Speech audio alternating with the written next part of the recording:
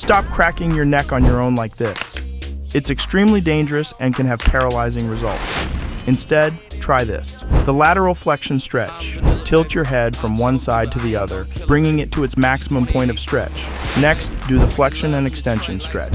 Tilt your head up and down to its maximum point of stretch. It's important to keep a good pace, not too slow and not too fast. Last, do the rotation stretch. Turn your neck from side to side, again, going to the maximum point of stretch. These 3 stretches will loosen up posterior neck muscles and reduce tightness. Do each of these 10 times, and you should feel instant relief from the stiffness in your neck.